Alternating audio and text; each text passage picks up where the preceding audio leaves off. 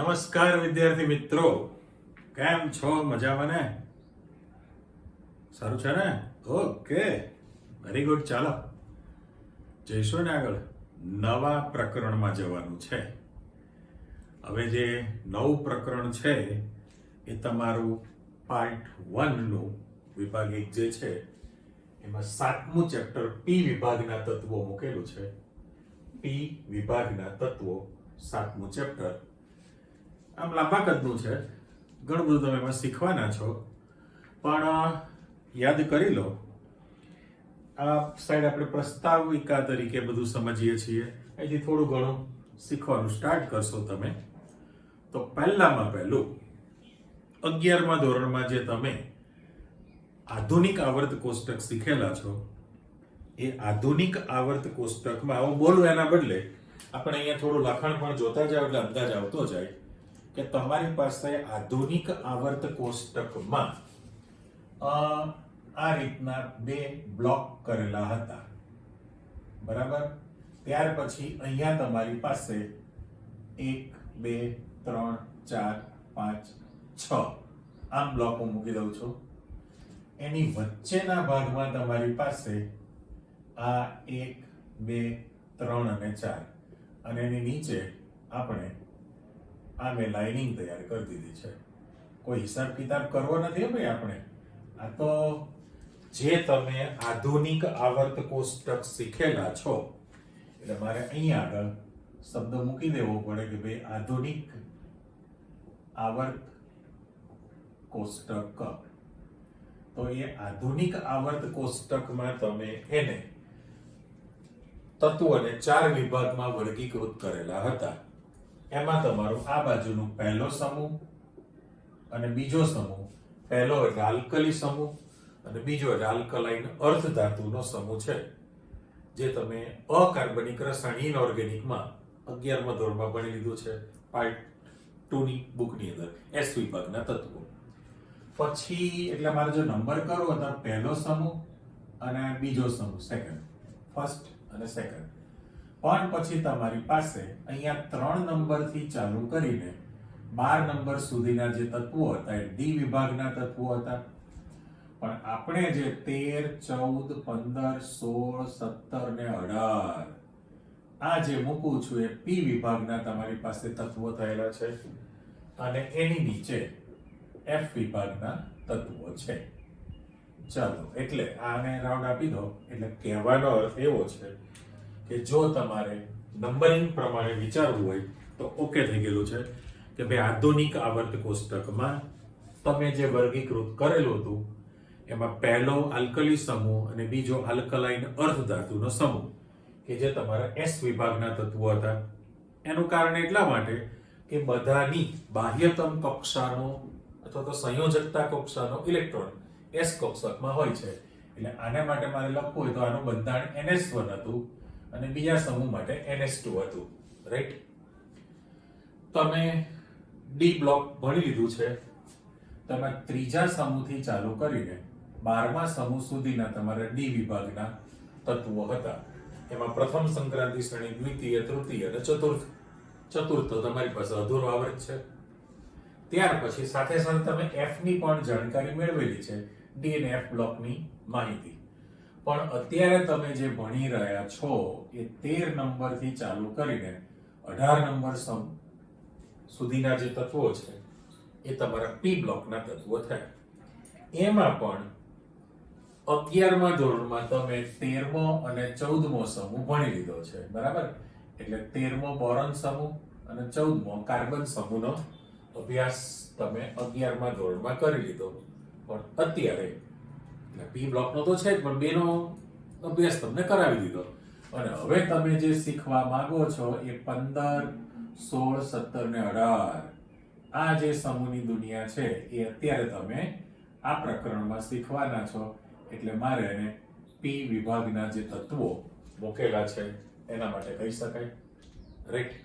પણ એટલે ફાઇનલ થઈ ગયું તમારી પાસે કે ભાઈ પી વિભાગના જે તત્વો છે, પી વિભાગના તત્વો એ સમૂહ નંબર 13 થી શરૂ કરીને 18 સુધીના આવી ગયા, સમૂહ નંબર 13 થી 18. બીજું કે એ લોકોની ઇલેક્ટ્રોન રચના જે છે, ઇલેક્ટ્રોન રચના જે છે પી વિભાગના તત્વોની સામાન્ય ઇલેક્ટ્રોન રચના, તો સામાન્ય ઇલેક્ટ્રોન રચનામાં s કક્ષક બધામાં ઓલરેડી પૂર્ણ ભરેલી છે. s કક્ષકમાં 2 ઇલેક્ટ્રોન છે, પણ p પ્રકારની જે કક્ષક છે એમાં 1 થી શરૂ કરીને 6 ઇલેક્ટ્રોનની ભરતી થયેલી હોય. એટલે અહીંયા સહેજ તમે જોઈ લો કે ભાઈ પી વિભાગના જે તમે તત્વો કહેલા છે એમાં સમૂહ નંબર 13 થી 18 નો સમાવેશ થયો, અને પી વિભાગના તત્વોની સામાન્ય ઇલેક્ટ્રોન રચના જો તમારે કહેવી હોય તો ns2 np 1 2 6 સુધીની હોય. એટલે ફાઇનલ છે આપણે બેમાં લખાણ આપું છું કે 13મો સમૂહ છે તો એ લોકોને ns2 np1 ઇલેક્ટ્રોન બંધાણ છે, એટલે બાહ્ય કક્ષામાં 3 ઇલેક્ટ્રોન છે, એટલે આપણે એને ત્રીજો સમૂહ પણ કહેવાય, પણ 13મો સમૂહ. અને અહીંયા છેલ્લો જે છે એમાં ns2np6 છે, ns2np6 6 ને 2 8 છે, અને પેલામાં ns2np1 છે. તો સામાન્ય જે ઇલેક્ટ્રોન બંધારણ તમારી પાસે જે તૈયાર થયેલું છે એ s કક્ષક 2 ઇલેક્ટ્રોનથી પૂર્ણ ભરેલી છે, પણ p કક્ષકમાં અનુક્રમે 3 કક્ષકો હોય px py pz, બરાબર, અને એમાં 1 થી ચાલુ કરીને મેક્સિમમ ભરી દો 6 ઇલેક્ટ્રોન સુધીની ગોઠવણી તમારી પાસે તૈયાર થઈ જશે.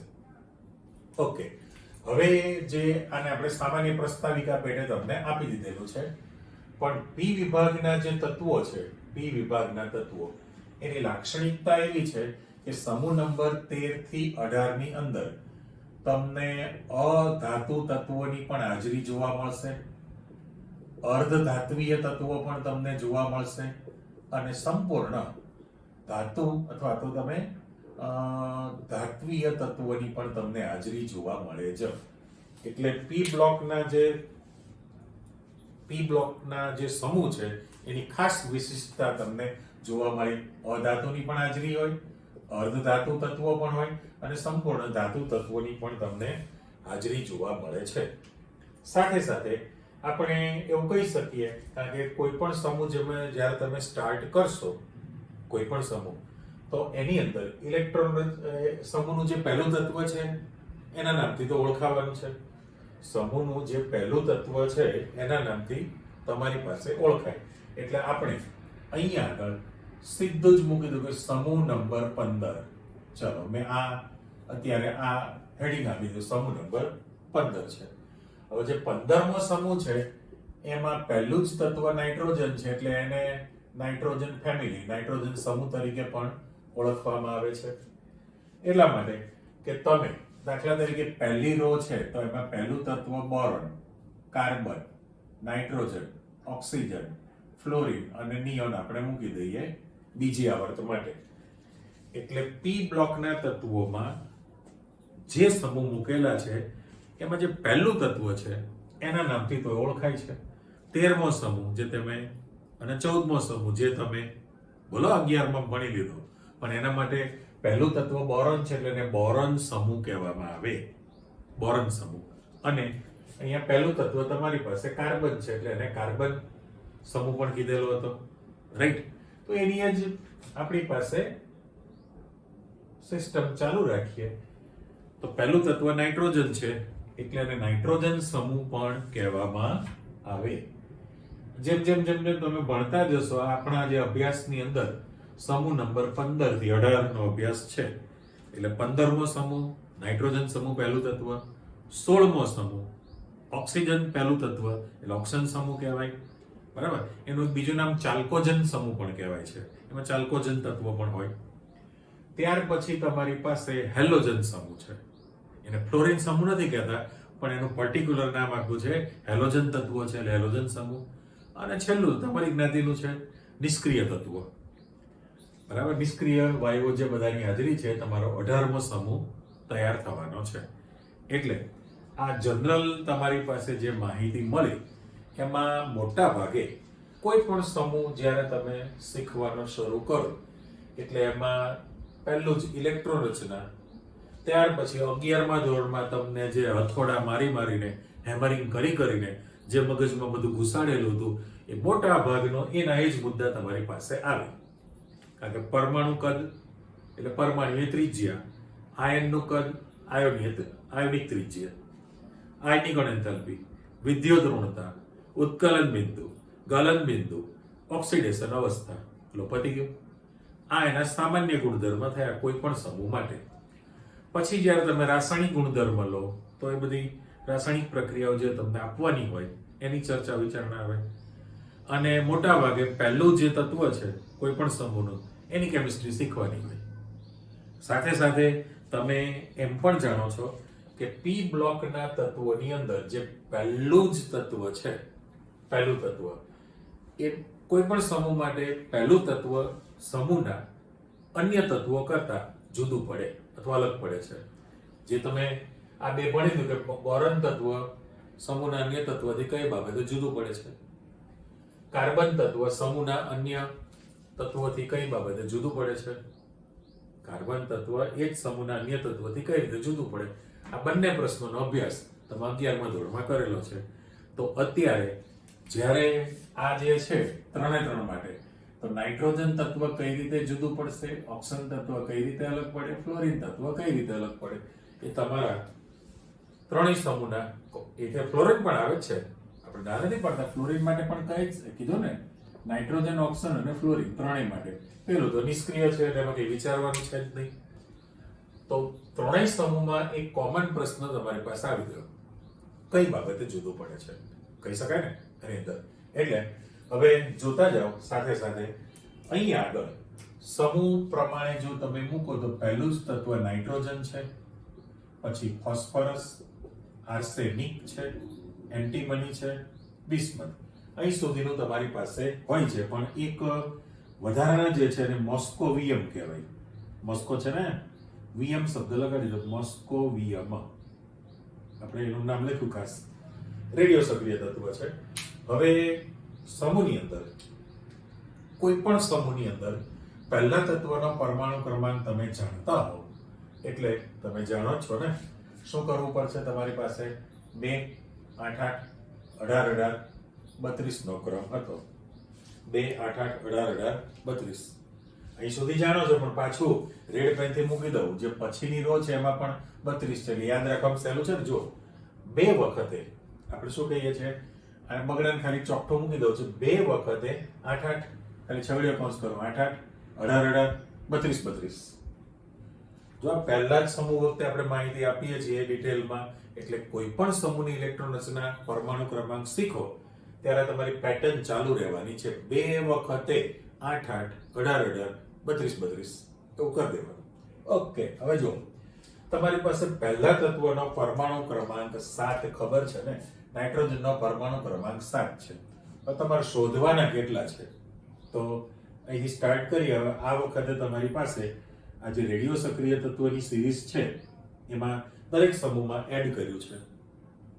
બની ગયા છે, મળી ગયા છે, લખવા તો પડે છે એમાં. તો આપણે શોધવા છે 1, 2, 3, 4, 5. ફરીથી 1, 2, 3, 4 ને 5 તત્વોનો પરમાણુ ક્રમાંક જાણવો છે. એટલે છેડેથી 1, 2, 3, 4, 5 રહેવા દો. બાકીના ઉપર તમારે ચોકડી પાડી દેવાની. બાકીના ઉપર તમે ચોકડી પાડી દીધી. હવે અંદર ઉમેરવાને ચાલુ કરો. તો કે 7 માં 8 ઉમેરશો એટલે 15 થશે. 7 માં 8 ઉમેરી દો એટલે 15. 15 માં 18 ઉમેરી દો, એમાં પાછા 18 ઉમેરી દો, એમાં 32 ઉમેરી દો અને એમાં 32 ઉમેરી દો. આ તમારી 11મા ધોરણની જે રીત હતી એ પ્રમાણે. એટલે પહેલું 7, 7 માં 8 ઉમેરેલો, ફોસ્ફરસનો પરમાણુ ક્રમાંક 15. 15 માં 18 ઉમેરી દો, આર્સેનિક થશે તમારી પાસે 33. 33 માં પાછા 18 ઉમેરી દો એટલે 51 થશે અને એમાં 32 ઉમેરી દો તો 83 થયા.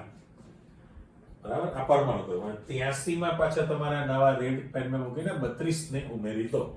32 ને ઉમેરી દો એનો પરમાણુ ક્રમાંક તમારી પાસે 115 બની જશે.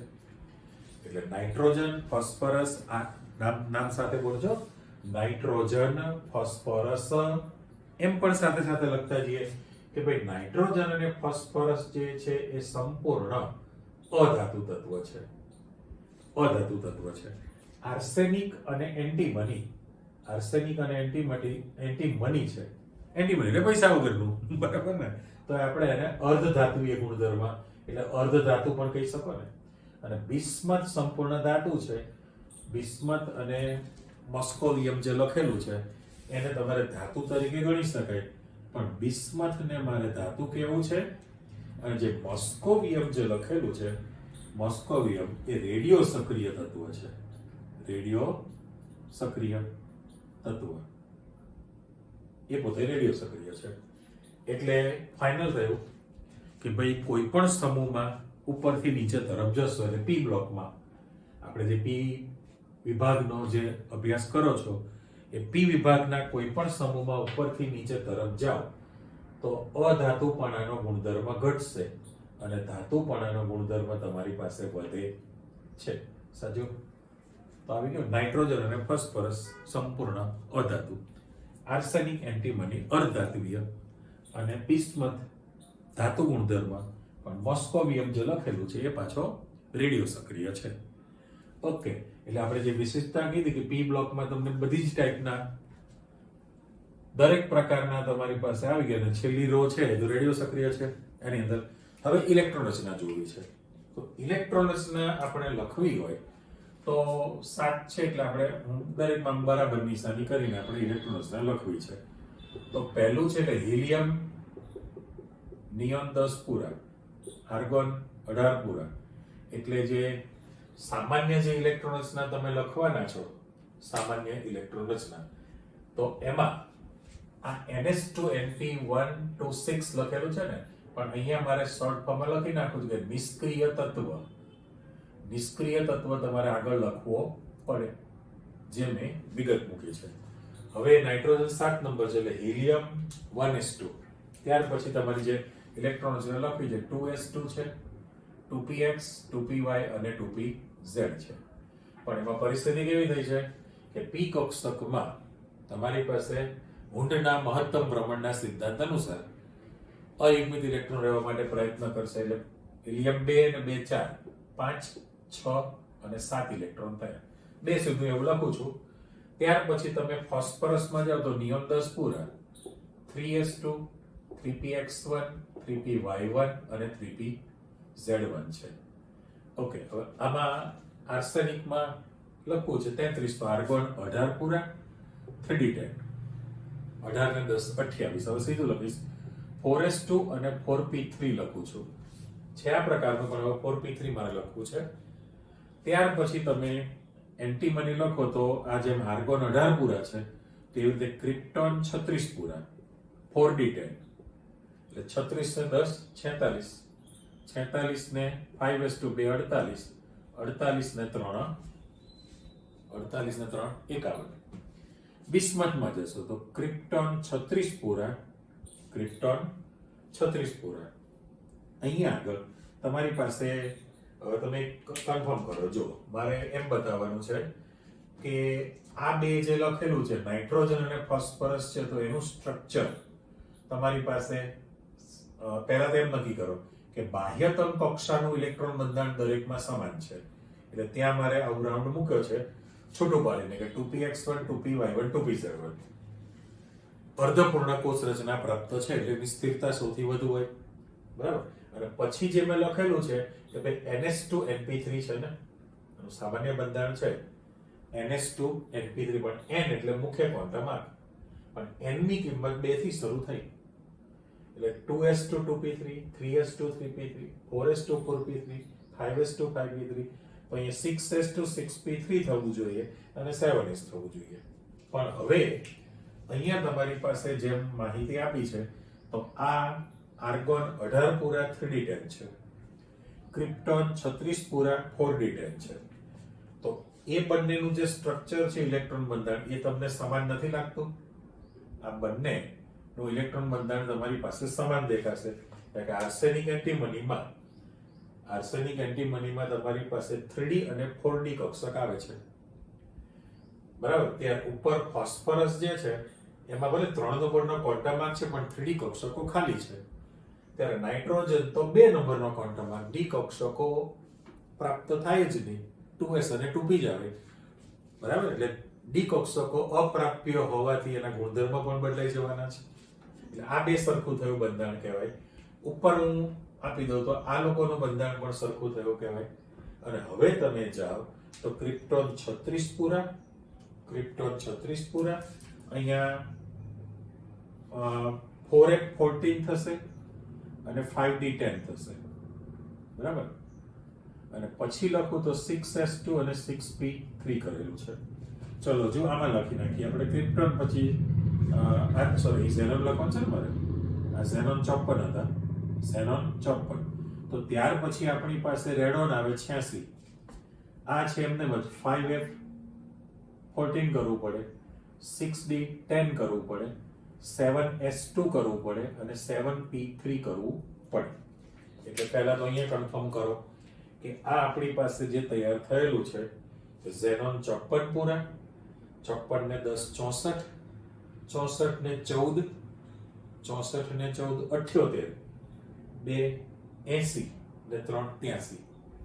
એટલે આની અંદર જે ઇલેક્ટ્રોન બંધારણ છે, ઇલેક્ટ્રોન બંધારણ એ તમે જોઈ લીધું કે આ જે રચના છે. અને મોસ્કોવિયમ જે તમને આપેલું છે, ખાસ રાઉન્ડ મૂકું છું, મોસ્કોવિયમ તમે રેડિયો સક્રિય તત્વ કહેલું છે. તો એની અંદર રેડોન 86, 86 ને 10 96, 96 ને 4 100 ને 10 100. એટલે આની જે અંડરલાઈન મૂકું છું અહીંયા આપણી પાસે 100 ઇલેક્ટ્રોન્સ થયા. બરાબર, આટલા 100 ઇલેક્ટ્રોન્સ છે. અને પેલામાં મારે 78 ઇલેક્ટ્રોન્સ લખવા છે. અને પછી તો તમારું જે સામાન્ય બંધારણ છે NS2NP3, NS2NP3 એ કન્ટિન્યુઅસ છે જ. એટલે 100 તમારી પાસે જે હતા 110 થયા ને, 86 ને 10, 86 ને 10 96, 96 ને 4 100 અને ઉપરના 100 એટલે 110 થયા, 110 ઇલેક્ટ્રોન્સ થયા. પેલા 78 થયા છે, 78 ને 2 80 ને 3 83. આ 110 ને 5 115 તૈયાર થઈ ગયા કહેવાય. તો આ લોકોનું જે ઇલેક્ટ્રોન બંધારણ છે એ પણ તમારી પાસે સમાન બનેલું કહેવાય ને, આ બંનેનું. એટલે એટલું કન્ફર્મ થયું કહેવાય કે તમે જે સામાન્ય ઇલેક્ટ્રોન રચના જે લખો છો, સામાન્ય ઇલેક્ટ્રોન રચના, એમાં નાઇટ્રોજનમાં 2 નંબરનો શક્તિ સ્તર છે એટલે ડી કક્ષક પ્રાપ્ત છે, નહીં અપ્રાપ્ય. ફોસ્ફરસમાં 3d કક્ષક અવેલેબલ છે.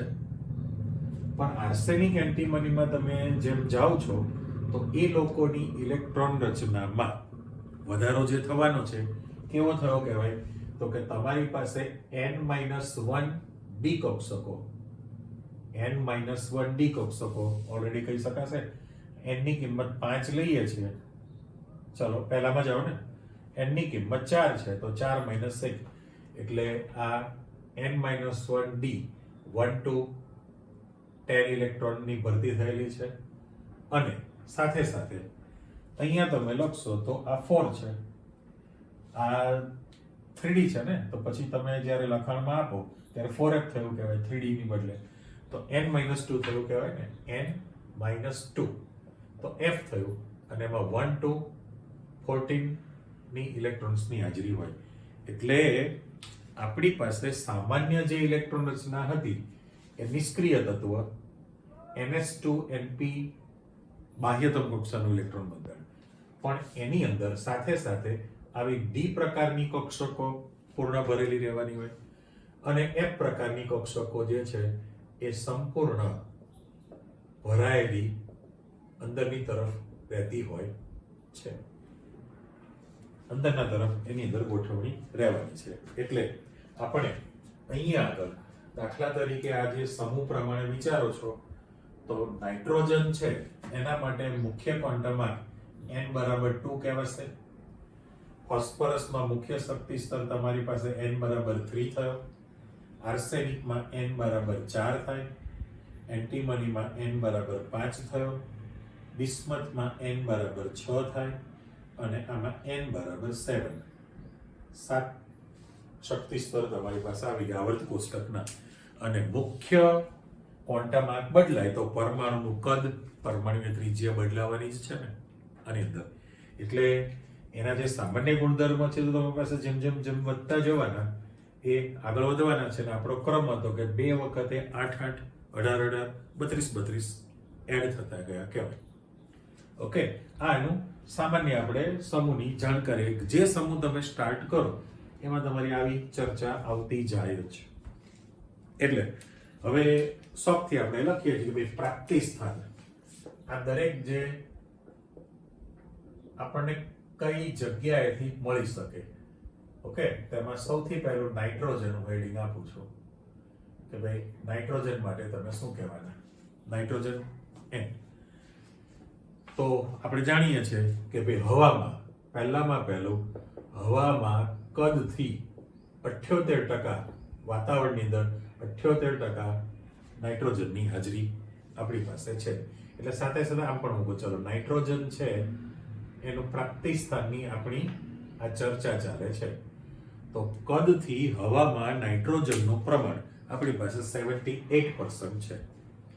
એ સિવાય એ ખનિજની અંદર, પૃથ્વીની અંદર એ નાઇટ્રેટ ખનિજ તરીકે અસ્તિત્વ ધરાવે. નાઇટ્રેટ ખનિજ, તો દાખલા તરીકે આપણે લખીએ કે ભાઈ NaNO નાઇટ્રેટ કીધું છે ને, NaNO3, તો આપણે એને સોડિયમ નાઇટ્રેટ કહેવાના છે. સોડિયમ નાઇટ્રેટ કહેવાય. અને NaNO3 જે છે એને પાછું ખનિજ તરીકે તમે જાણો છો કે ચીલી સોલ્ટ પીટર કહેવામાં આવે. ચીલી સોલ્ટ પીટર તરીકે ઓળખવામાં આવે છે. સોડિયમ નાઇટ્રેટ છે. અને જો તમે પોટેશિયમ નાઇટ્રેટ લઈ લો KNO3, તો એને ઇન્ડિયન સોલ્ટ પીટર કહેવાય. ઇન્ડિયન સોલ્ટ પીટર તરીકે ઓળખવામાં આવે છે. તો એ નાઇટ્રેટ ખનિજ સ્વરૂપે પણ તમારી પાસે મળે છે એની અંદર. એટલે નાઇટ્રોજન માટે તમે માહિતી આપી દીધી. ચલો હવે એના પછી તમે જોશો ફોસ્ફરસ. તો જે ફોસ્ફરસ છે, ફોસ્ફરસ, ઓકે, સાથે જેમ કદમાં પણ વધારો કર્યો છે કે નાઇટ્રોજનનું જે કદ છે એના કરતાં ફોસ્ફરસનું કદ તમારી પાસે વધે. થોડુંક આપણે આને હજુ નાનું કરી દઈએ. તો પરમાણ્વીય કદની જે ચર્ચા તમે શીખશો, પરમાણુ કદ, સહસંયોજક ત્રિજ્યા અને આયનિક ત્રિજ્યા, તો નાઇટ્રોજન કરતાં ફોસ્ફરસનું કદ વધવાનું જ છે, વધારો. એટલે ફોસ્ફરસ જે છે એ મોટા ભાગે એપેટાઇટ ખનિજ સ્વરૂપે તમને વધુ પ્રમાણમાં મળી આવે. એ એપેટાઇટ ખનિજનું જે સામાન્ય સૂત્ર છે, બરાબર, એનું સામાન્ય સૂત્ર Ca9PO4 6 અને CaX2 લખેલું છે. CaX2, પણ જ્યાં X બરાબર કોણ હોઈ શકે? તો કે ફ્લોરિન છે, ક્લોરિન છે, હાઇડ્રોક્સાઇડ પણ હોઈ શકે. આપણે બ્રેકેટ આપી દો. એટલે ફરીથી ચેક કરો કે ભાઈ ફોસ્ફરસ જે છે એ તમારી પાસે એપેટાઇટ ખનિજ તરીકે છે. એનું સામાન્ય સૂત્ર તમે આપી દીધું, પણ X તરીકે ફ્લોરિન, ક્લોરિન અથવા OH પણ હોઈ શકે. આ સિવાય ફોસ્ફરસ જે છે, ફોસ્ફરસનું જે પ્રમાણ છે એ જાણીએ છીએ આપણે કે ભાઈ વધારાના દૂધ છે અને ઈંડા, X, દૂધ અને ઈંડાની અંદર એ તમારી પાસે ફોસ્ફોપ્રોટીન સ્વરૂપે હોય છે ને, ફોસ્ફોપ્રોટીન સ્વરૂપે પણ એની હાજરી રહેતી હોય છે. દૂધ અને ઈંડામાં ફોસ્ફોપ્રોટીન સ્વરૂપે અસ્તિત્વ ધરાવે. સાથે સાથે એ ફોસ્ફરસનું પ્રમાણ જે છે જીવંત કોષોમાં અને હાડકાઓમાં, એટલે આપણે બોન જે કહીએ છીએ હાડકામાં અને જીવંત કોષોમાં પણ એની હાજરી રહેતી હોય છે. એટલે એપેટાઇટ ખનિજ કીધું છે, એની ચર્ચા દૂધ અને ઈંડામાં ફોસ્ફોપ્રોટીન સ્વરૂપે છે, અને હાડકામાં તેમજ જીવંત કોષોમાં એની હાજરી તમને જોવા મળે. અને ત્યાર પછી તમે જશો તો આર્સેનિક, એન્ટીમની અને બિસ્મથ. તો આજે ત્રણેય માટે જે આપણે લખાણ આપીએ છીએ, તો આર્સેનિક, એન્ટીમની અને બિસ્મથને એમ લખી નાખેલું છે. તો સમૂહની અંદર કદમાં તમને વધારો જોવા મળે. આ મોટા ભાગે તમારી પાસે એ લોકોની જે હાજરી છે એ સલ્ફાઇડ ખનિજમાં હોય છે. એ લોકો મોટા ભાગે તમને સલ્ફાઇડ ખનિજની અંદર મોટા ભાગે એમની હાજરી જોવા મળતી હોય છે આની અંદર. એટલે આર્સેનિક, એન્ટીમની અને બિસ્મથમાં તમે પહોંચી ગયા. અને છેલ્લો તમારી પાસે હજુ એક આપણે મૂકી દઈએ. આમ સંજ્ઞા નામ જાણો જ છો કે ભાઈ MC લખેલું છે એટલે મોસ્કોવિયમ તૈયાર જ છે કે ભાઈ મોસ્કોવિયમ જે છે એ એક તો સંશ્લેષિત રેડિયો સક્રિય તત્વ છે. ઓકે, એટલે માનવ નિર્મિત છે, માનવ નિર્મિત સંશ્લેષિત રેડિયો સક્રિય છે. સાથે સાથે એનું અર્ધ આયુષ્ય સમય, આ બધું આપણે ભણી લીધું છે. હવે અર્ધ આયુષ્ય સમય જે છે T½ કહીએ છે ને, એ ખૂબ જ ઓછું છે. T½ નું મૂલ્ય બહુ જ ઓછું છે. એટલે એના રસાયણ, એની જે કેમિસ્ટ્રી છે, ચાલો આખો સ્પેલિંગ જ લખી નાખીએ. એની કેમિસ્ટ્રી વિશે હજુ આપણને બહુ જ જાજુ જ્ઞાન મળી શક્યું નથી. આપણું રીઝન છે. એટલે સંશ્લેષિત રેડિયો સક્રિય છે, એનું અર્ધ આયુષ્ય સમય ખૂબ જ ઓછું છે. એટલે એની કેમિસ્ટ્રી વિશેની બહુ જાણકારી આપણી પાસે મળી શકી નથી. તો આ એ લોકોનું પ્રાપ્તિ સ્થાન તમારી પાસે આવી ગયું. હવે સાથે સાથે હજુ થોડુંક આગળ વધીએ આપણે, તો એવું કે છે કે ભાઈ પરમાણુ કદ અને પરમાણુ ત્રિજ્યા, ચલો એ લોકોનો જે ગુણધર્મ હતો કે આ બંને અધાતુ છે, અર્ધધાતુ છે, ધાતુ છે અને પેલું રેડિયો સક્રિય છે અને કૃત્રિમ રીતે તમે મેળવી શકો. પણ પરમાણુ કદ અને પરમાણુ ત્રિજ્યા પર તમારે જવું છે. એટલે આપણે અહીંયા હેડિંગ એવું આપી દઈએ છે કે આ લોકોના ભૌતિક ગુણધર્મો. હવે જ્યારે ભૌતિક ગુણધર્મની માહિતી મૂકો ત્યારે સૌથી પહેલું પરમાણુ કદ અને કરી દો આયન કદ.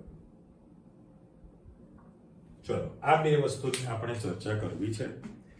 એટલે એ તો ફાઇનલ જ થયું તમારી પાસે પરમાણુ કદ અને આયન કદ છે. તો સમૂહ નંબર પ્રમાણે તમે એવું કહી શકો કે નાઇટ્રોજન, ફોસ્ફરસ, આર્સેનિક, એન્ટીમની અને બિસ્મથ આપણે મોસ્કોવિયમને ચર્ચામાં લેવાના નથી. પરિસ્થિતિ કેવી થઈ કહેવાય તો કે સમૂહમાં જેમ જેમ તમે ઉપરથી નીચે તરફ જશો એમ કદમાં વધારો થાય. તો નાઇટ્રોજન, ફોસ્ફરસ, આર્સેનિક, એન્ટીમની અને બિસ્મથ આપણે આ પ્રકારનું લખી નાખ્યું છે. તો એ જે તમે ચર્ચા કરો છો સાથે સાથે તમે એમ લખી શકો. દાખલા તરીકે તમારી પાસે boron, carbon, nitrogen, oxygen, fluorine અને નિયોન. બરાબર. આવર્ત વિશેની જો તમે માહિતી લેશો તો આવર્તમાં boron, carbon, nitrogen, oxygen, fluorine અને નિયોન જે તમને દેખાય છે. શું માહિતી થઈ કહેવાય તો કે એક જ આવર્તના જે તત્વો છે, દાખલા તરીકે પહેલા જ સમૂહના પહેલા તત્વોને ધ્યાનમાં લઈ લો તો આવર્ત કોષ્ટકમાં ડાબી બાજુથી જમણી બાજુ તરફ તમે જાઓ તો એ લોકોનું પરમાણુનું કદ અને પરમાણુય ત્રિજ્યા ક્રમશઃ ઘટે. પરમાણુ કદ અને પરમાણુય ત્રિજ્યામાં ક્રમશઃ ઘટાડો થશે. એનું રીઝન એટલા માટે કે એ જે નવો ઇલેક્ટ્રોન ઉમેરવાનો છે એ એક જ શક્તિ સ્તરમાં દાખલ થાય ને, એક જ શક્તિ સ્તરમાં એની અંદર દાખલ થતો રહે. મુખ્ય ક્વોન્ટમમાં તમારી પાસે બદલાતો નથી. એ જે છે એક જ શક્તિ સ્તર n બરાબર 2, n બરાબર 2 શક્તિ સ્તરમાં જ ઇલેક્ટ્રોન ક્રમશઃ દાખલ થવાનો છે. સાથે સાથે કેન્દ્રીય ધન વીજભાર પ્રબળ બનવાનો છે. એટલે કેન્દ્રનું ઇલેક્ટ્રોન પ્રત્યેનું આકર્ષણ બળ વધુ પ્રવર્તે એટલે કક્ષાઓ સંકોચાય, ત્રિજ્યામાં ઘટાડો થાય. એટલે આવર્ત કોષ્ટકમાં આપણું જે આવર્ત કોષ્ટક છે એમાં P બ્લોકમાં ફાઇનલ થયું કે આ શરૂઆતનો સમૂહ એટલે ડાબી બાજુ તૈયાર થઈ કહેવાય અને છેલ્લો સમૂહ એટલે જમણી બાજુ થઈ. ડાબી બાજુથી જમણી બાજુ તરફ તમે જશો તો પરમાણુનું કદ અને પરમાણુય ત્રિજ્યા ક્રમશઃ ઘટે છે. ફાઇનલ. એટલે પરિસ્થિતિ કેવી થઈ કે એની પાસેનો જે સમૂહ વિચારશો તો સમૂહ નંબર મારે ઉપર લખી જ નાખવો છે. તો આ પડોશી છે 14મો સમૂહ છે અને આ 15મો સમૂહ છે. તો 14મા સમૂહના જે તત્વો છે એના કરતા નાઇટ્રોજન સમૂહના તત્વોના પરમાણુનું કદ ઓછું જ હોય. બરાબર, ક્રમશઃ ઘટાડો થશે. એટલે પડોશી કાર્બન સમૂહ કરતા નાઇટ્રોજન સમૂહના તત્વોનું કદ ઓછું હોય. પણ જ્યારે તમે ઇન્ટરનલ જવાના છો, કારણ કે આમાં તમારી પાસે જે પરમાણુ ક્રમાંકનો વધારો થયો એક જ ને, કારણ કે બોરોન 5, 6, 7, 8, 9 અને 10 એક ઇલેક્ટ્રોન દાખલ થશે. ત્યારે સમૂહની જે આપણી પાસે અહીંયા ચર્ચા મૂકી છે ચિત્રમાં જુઓ કે ભાઈ નાઇટ્રોજન તમારી પાસે 7 નંબર છે. Nitrogen 7 number, phosphorus 15 number, arsenic 15, 7 માં 8 એટલે 15, 15 માં તમે 18 ઉમેરવાના છો એટલે 33, એમાં 18 ઉમેરશો એટલે 51, એમાં 32 ઉમેરજો એટલે 83 છે. પરિસ્થિતિ શું થઈ કહેવાય તો કે જેવા તમે ઉપરથી નીચે જશો એટલે 8 ઇલેક્ટ્રોનનો વધારો થયો, 18 ઇલેક્ટ્રોનનો વધારો થાય, ફરી પાછો 18 ઇલેક્ટ્રોનનો વધારો થાય, 32 ઇલેક્ટ્રોનનો વધારો થવાનો છે.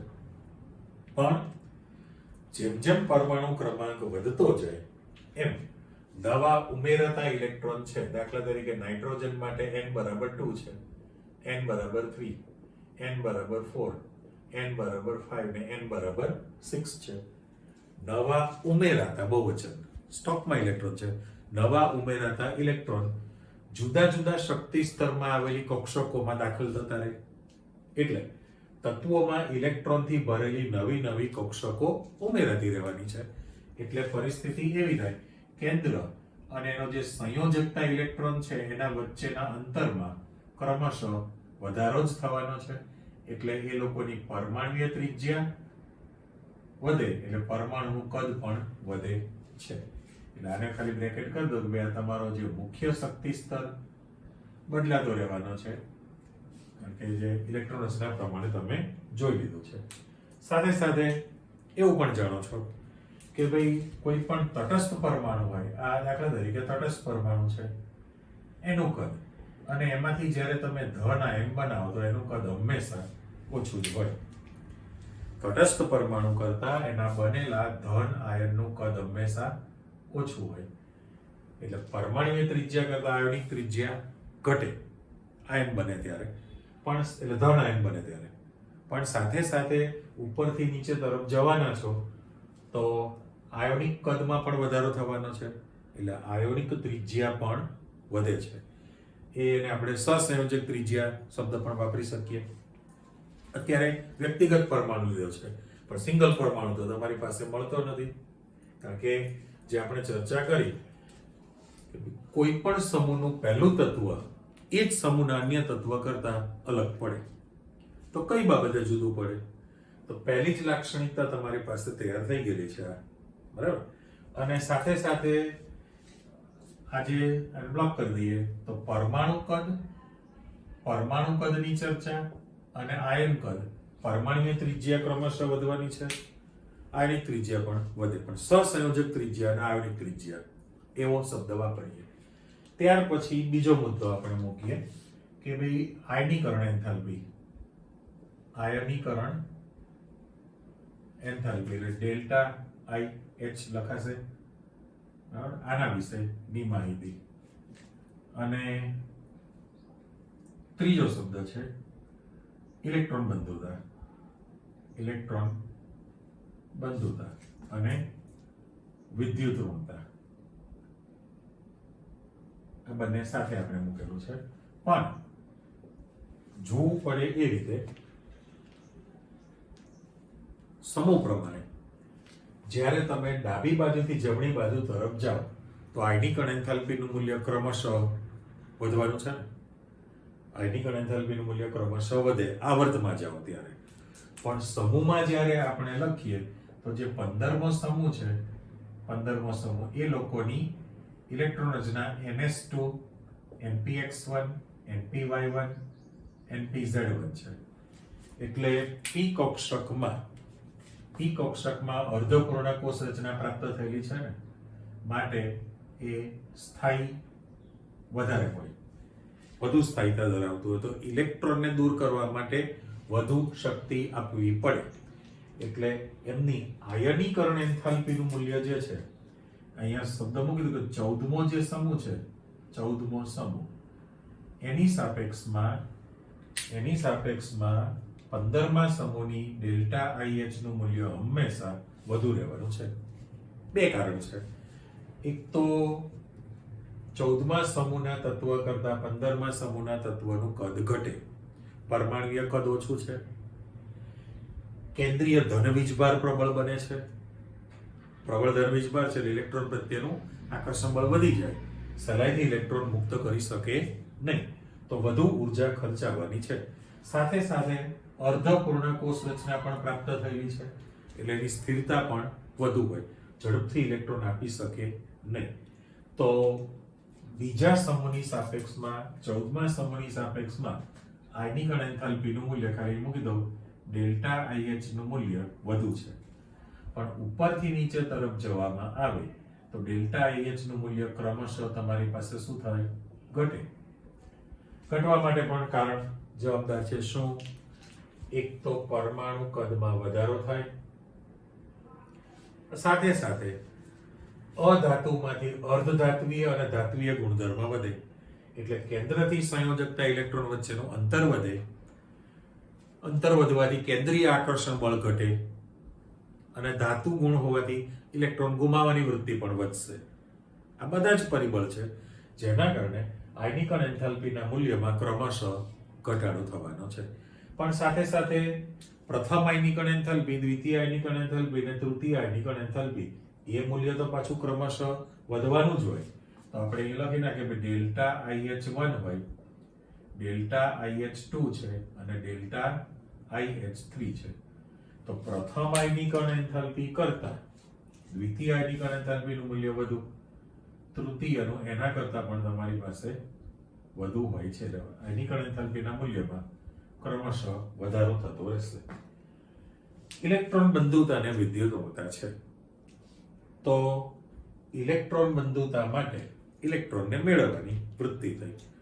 પાછો પ્રશ્ન એ બે નજીકની વિગત આવી. ઇલેક્ટ્રોન બંધુતા તમે કહેશો, વિદ્યુતઋણતા કહેશો, અને 4 નંબરમાં આપણે આમ ડિટેલ છે પણ ઓક્સિડેશન સ્થિતિ અથવા અવસ્થા, ઓક્સિડેશન સ્થિતિ એમ પણ મેં વિગત આપી દીધી.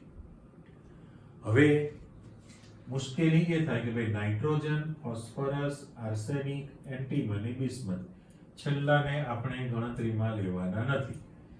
તો ઓક્સિડેશન સ્થિતિ પ્રમાણે સમૂહની જનરલ જે ઇલેક્ટ્રોન રચના તમે જોઈ લીધી, સમૂહની જે જનરલ ઇલેક્ટ્રોન રચના જે છે એટલે ઓક્સિડેશન અવસ્થામાં, આને હું બ્લોક કરી દઉં તો બધાને અષ્ટક પૂર્ણ કરવા માટે 3 ઇલેક્ટ્રોનની જરૂરિયાત છે. એટલે 3 ઇલેક્ટ્રોન સ્વીકારે તો એ લોકોની સામાન્ય ઓક્સિડેશન સ્થિતિ -3 થઈ કહેવાય. 3 ઇલેક્ટ્રોન મેળવવાના છે. પણ સાથે સાથે એ ધન ઓક્સિડેશન સ્થિતિ પણ ધરાવશે. ધન ઓક્સિડેશન સ્થિતિમાં એક સાથે 3 ઇલેક્ટ્રોન ગુમાવી દેશે, એટલે +3 અને +5.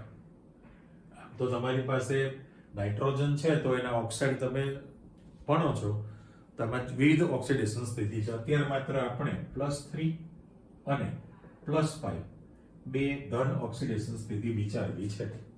ધન ઓક્સિડેશન સ્થિતિ એટલે પરિસ્થિતિ એવી થઈ કે ભાઈ નાઇટ્રોજન અને ફોસ્ફરસ એ સંપૂર્ણ અધાતુ તત્વ છે, બરાબર.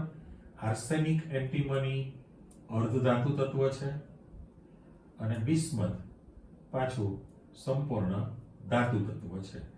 એટલે આ સામાન્ય લાક્ષણિકતા પ્રમાણે તમે વિચારો તો ઇલેક્ટ્રોન બંધુતા, ઇલેક્ટ્રોન મેળવવાની વૃત્તિ, તો ઇલેક્ટ્રોનને આકર્ષવાની વૃત્તિ જે છે, મારે લખવું પડે કે ભાઈ ઇલેક્ટ્રોન બંધુતાના મૂલ્યમાં ક્રમશઃ ઘટાડો થશે. ક્રમશઃ શું થવાનો છે? ઘટાડો. કારણ કે નાઇટ્રોજન ને ફોસ્ફરસ અધાતુ છે, એમની વૃત્તિ ઇલેક્ટ્રોનને મેળવવાની, પણ પછી તો ધાત્વીય ગુણધર્મ વધે એટલે વૃત્તિ ઇલેક્ટ્રોનને ગુમાવવાની હોય, તો ઇલેક્ટ્રોન પ્રત્યેનું આકર્ષણ બળ ઓછું થાય એટલે ઇલેક્ટ્રોન બંધુતાના મૂલ્યમાં ક્રમશઃ ઘટાડો થાય. વિદ્યુત ઋણતાનું મૂલ્ય પણ તમારી પાસે ઘટશે આની અંદર. એટલે એક વસ્તુ ફાઇનલ થઈ કે ભાઈ નાઇટ્રોજન તત્વના પરમાણુનું કદ સૌથી નાનું છે, એની ઊંચી આયનિકણ એન્થેલ્પીનું મૂલ્ય છે અને ઊંચી વિદ્યુત ઋણતા ધરાવે છે. આની અને સાથે સાથે આપણે 2 નંબરનો શક્તિ સ્તર છે એટલે આમાં ડી કક્ષક પ્રાપ્ત થતી હોતી નથી. આને કારણે બાકીના તત્વોથી અલગ પડે છે. ફરી બોલું છું કે ભાઈ નાઇટ્રોજન સમૂહ નંબર 15 નું પહેલું જ તત્વ નાઇટ્રોજન, એનું પરમાણુનું કદ ખૂબ જ નાનું ઓછું છે, એની આયનિકણ એન્થેલ્પીનું મૂલ્ય ખૂબ જ ઊંચું છે, વિદ્યુત ઋણતાનું મૂલ્ય પણ ઊંચું છે અને ડી કક્ષકનો અભાવ હોવાને કારણે બાકીના તત્વોની સરખામણીમાં એના ગુણધર્મ જુદા પ્રકારના પડે છે. કઈ રીતે જુદું પડે એવો પ્રશ્ન તમારી પાસે આવવાનો, તો એની ચર્ચા આવી શકે. એટલે ઇલેક્ટ્રોન બંધુતાના મૂલ્યમાં ઘટાડો થાય, વિદ્યુત ઋણતાના મૂલ્યમાં પણ તમારી પાસે ઘટાડો થયેલો છે. 3 નંબર તૂટક લાઈન, 4 નંબર તૂટક લાઈન, તો ઘટાડાની માહિતી આવી ગઈ. હવે વાત આવી ઓક્સિડેશન સ્થિતિ. આમ ડિટેલ છે.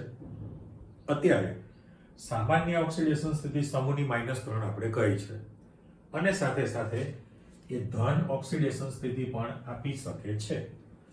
પણ સમૂહમાં ઉપરથી નીચે તરફ તમે જાઓ તો અર્ધ ધાતુ ગુણધર્મ થયો અને ધાતુ ગુણધર્મ છે. એટલે અહીંયા આગળ -3 ઓક્સિડેશન સ્થિતિ ઉપરથી નીચે તરફ જોવામાં આવે તો -3 ઓક્સિડેશન સ્થિતિ મેળવવામાં ઘટાડો થાય. આમાં તમને ભાગ્ય જ જોવા મળે ને, કારણ કે ધાતુ છે, ઇલેક્ટ્રોન મેળવીને ઇલેક્ટ્રોન સ્વીકારીને ઋણ અવસ્થા પ્રાપ્ત કરે નહીં. એટલે બિસ્મથમાં તમને ભાગ્યે જ -3 ઓક્સિડેશન સ્થિતિ મળશે. એ ધન સ્થિતિ જ તમને આપવાના છે. હવે વાત આવે છે કે ભાઈ આ બંનેમાં વધારો થયો, બંનેમાં તમારી પાસે વધારો થાય છે. ઓકે, પણ હવે ઇન્ટરનલ જ્યારે તમે જાઓ તો +3 કરતા +5 અવસ્થા, +3 જે છે એના કરતા +5 અવસ્થા કેવી રહેવાની છે? કોણ વધુ સ્થાયી રહે? કારણ કે +3 અવસ્થા જ્યારે તમે રાખો ત્યારે એના કેન્દ્રમાં M3+ લખું છું, M3+ આ કદ ધન અને M+5 લખીએ આપણે તો એનું કદ, અને સહેજ આપણે સાઈઝ વધારી દો. ચલો, બરાબર, M3+ હોય અને M+5 છે તો આના કરતા કદમાં ઘટાડો થવાનો છે ને, અને કેન્દ્રીય ધન વીજભાર પણ વધુ છે. ફરી બોલું છું કે ભાઈ તટસ્થ પરમાણુમાંથી જ્યારે એક સાથે 3 ઇલેક્ટ્રોન ગુમાવી દે તો પ્રથમ ઓક્સિડેશન સ્થિતિ, નીચી ઓક્સિડેશન સ્થિતિ +3 થઈ. પણ ફરી પાછા NS કક્ષકના 2 ઇલેક્ટ્રોન ગુમાવી દે તો દ્વિતીય ઊંચી ઓક્સિડેશન સ્થિતિ તમારી પાસે +5 બની છે. હવે M+3 બને એના કેન્દ્રમાં જે ધન વીજભાર છે અને એનું આકર્ષણ બળ, તો એની સાપેક્ષમાં M+5 ના કેન્દ્રમાં ધન વીજભાર વધુ હોય, આકર્ષણ બળ વધુ પ્રવર્તે તો કદમાં ઘટાડો થાય. એટલે M+3 કરતા M+5 નું કદ ઓછું છે, ધન વીજભાર વધુ છે, એટલે એમની વૃત્તિ ઇલેક્ટ્રોનને મેળવવાની હોય, ઝડપી ઇલેક્ટ્રોન સ્વીકારે, પ્રક્રિયા કરે ત્યારની વાત છે. તો એ પ્રબળ રિડક્શન કરતા તરીકે વર્તે ને, પ્રબળ રિડક્શન કરતા તરીકે વર્તે. એની સાપેક્ષમાં આની પ્રબળતા ઓછી હોય. એટલે કહેવાનો અર્થ એવો કે તમારી પાસે અલગ અલગ પ્રકારની બધી માહિતી તૈયાર થવાની હોય. આ તો આપણે જે શરૂઆત કરી કે કોઈ પણ સમૂહની અંદર જનરલ ફિનોમિના થઈ ગઈ. તમારે પરમાણુ કદ, આયન કદ, એટલે પરમાણુય ત્રિજ્યા, સહસંયોજક પરમાણુય ત્રિજ્યા, આયનિક ત્રિજ્યા, સહસંયોજક ત્રિજ્યા, 11માં ભણ્યા છો એ રીતે એની ચર્ચા આવે. આયનિકણ એન્થાલ્પી, એના માટે ઇલેક્ટ્રોન જવાબદાર છે, કેન્દ્રનો ધન વીજભાર જવાબદાર છે, કદ જવાબદાર, ઇલેક્ટ્રોન બંધુતા, વિદ્યુત ઋણતા, ઓક્સિડેશન સ્થિતિ, એમાં અધાતુ અને ધાતુ ગુણધર્મનું પરિબળ તમારે ધ્યાનમાં રાખવું પડે. સાથે સાથે ઉત્કલન બિંદુ, ગલન બિંદુની પણ માહિતી આપણે આપી દઈએ. તો સમૂહમાં ઉપરથી નીચે તરફ જાઓ તો એ લોકોનું ઉત્કલન બિંદુ જે છે, ઉત્કલન બિંદુમાં શું થવાનું છે? વધારો થાય ને કે ઘટાડો થાય? વધે. અધાતુ, અર્ધધાતુ અને ધાતુ, ધાતુના ઉત્કલન બિંદુ કેવા હોય? ખૂબ જ ઊંચા હોય. પણ ગલન બિંદુ જે છે, ગલન બિંદુ, ફોસ્ફરસનું ગલન બિંદુ નીચું, એના કરતાં આર્સેનિકનું વધે છે. બરાબર? તો ગલન બિંદુના મૂલ્યમાં અનિયમિતતા જોવા મળે. એટલે ઉત્કલન બિંદુ, ગલન બિંદુ એ પણ એના સામાન્ય ભૌતિક ગુણધર્મમાં જ વિગત આવી શકે. અને નેક્સ્ટ ટાઈમ તમે જે શીખવાના છો, આટલું જે માહિતી જે મૂકી છે એ તૈયાર કરી રાખો. જે રીતે સમૂહ 15ની ઇલેક્ટ્રોન રચનાની જે ચર્ચા કરી, એવી રીતે હવે તમે જાતે 16મો ઓક્સિજન સમૂહ, 17મો હેલોજન સમૂહ અને છેલ્લો 18મો નિષ્ક્રિય તત્વોનો શૂન્ય સમૂહ, એ બધા જ તત્વોના નામ, સંજ્ઞા, પરમાણુ ક્રમાંક, ઇલેક્ટ્રોન રચનાની જાણકારી તમારે લઈ લેવી પડે એની અંદર. અને પછી આ જે કોમન ગુણધર્મ છે, ભૌતિક ગુણધર્મ, એની માહિતી લેવી પડે. રાસાયણિક તો બદલાવાના છે, એટલે આના માટે પણ તમે રાસાયણિક ગુણધર્મોની ચર્ચા ધીમે ધીમે આગળ વધારતા જશો. બરાબર? આટલું તૈયાર કરી રાખો. ફરી પાછા મળીએ છીએ. ઓકે, આવજો, બાય.